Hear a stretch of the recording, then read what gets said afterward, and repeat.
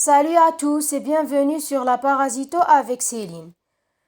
Aujourd'hui, on va parler d'une parasitose très importante aussi bien en médecine humaine qu'en médecine vétérinaire. C'est le kyste édatique, appelé aussi édatidose ou bien échinococcose. Cette parasitose est causée par deux petits platéléments appartenant à la classe des cestodes. Ce sont Echinococcus granulosus et Echinococcus multilocularis. Dans cette vidéo, je vais vous expliquer d'une manière simple et claire comment cette maladie se transmet, comment on peut la diagnostiquer, la traiter et surtout la prévenir. Alors restez avec moi jusqu'à la fin de la vidéo pour tout comprendre sur le kyste édatique. Le kyste édatique, aussi appelé hydatidose ou bien échinococcose, ou bien carrément la maladie du kyste édatique. C'est une parasitose provoquée principalement par les deux espèces de cestodes, Echinococcus granulosus responsable de l'échinococose kystique et Echinococcus multilocularis responsable de l'échinococose alvéolaire. Donc, l'appellation échinococcose est due au nom scientifique latin des espèces responsables de la maladie. Donc, Echinococcus, échinococcose. Les hôtes définitifs de ces parasites, ce sont les canidés, domestiques et sauvages, tels que les chiens, les loups, les chacals, les renards et les liènes. Les hôtes intermédiaires, ce sont les ruminants, tels que les ovins, les bovins, les caprins, les porcins, tandis que l'être humain représente un hôte accidentel. Le cycle de transmission repose sur la contamination urofécale et la prédation. Les canidés s'infectent en consommant des abats contaminés, tels que le foie et le poumon, contenant des kystes édatiques provenant des ruminants. L'homme, en revanche, ne peut pas être infecté par la consommation des abats parasités, car les larves contenues dans le liquide édatique, ce sont les protoscolex, ne se développent pas dans son organisme. Donc l'infection humaine survient exclusivement après l'ingestion des œufs du parasite qui sont excrétés dans les matières fécales des canidés. Ces œufs microscopiques peuvent contaminer les crudités, l'eau de boisson ou être transmis directement par contact avec la fourrure d'un chien parasité.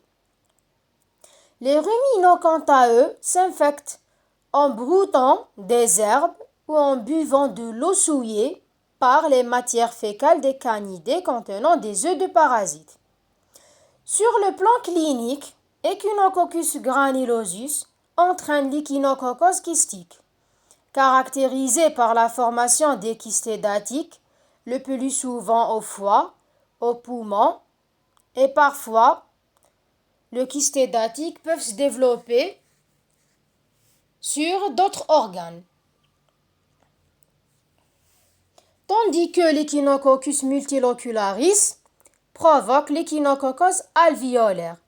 C'est une forme beaucoup plus grave qui envahit progressivement le foie et provoque parfois des tumeurs malignes. Le diagnostic de cette parasitose repose sur la sérologie pour la recherche d'anticorps et d'antigènes de parasites, mais aussi l'imagerie médicale via l'échographie, le scanner et l'IRM. Et dans le cas de l'Echinococcus granulosus, une étude ou bien des tests microbiologiques peuvent être utiles via l'étude microscopique du liquide édatique dans le but de la recherche des crochets ou bien des protoscolex dans le liquide édatique. Le traitement associé, donc on a la chirurgie, la technique PAIR, donc ponction, aspiration, injection et réaspiration. Mais un traitement antiparasitaire peut être utile, donc via les antiparasitaires comme l'albendazole.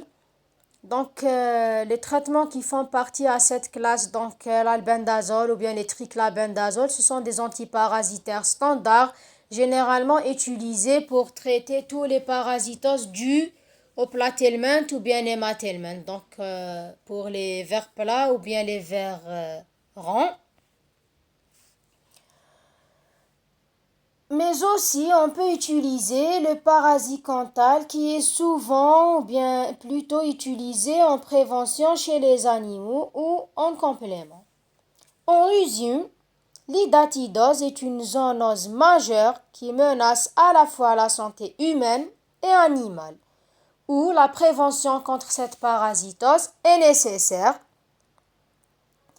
via le contrôle vétérinaire des abats en post-mortem, la vermifugation régulière des chiens, l'hygiène alimentaire et la sensibilisation des populations exposées.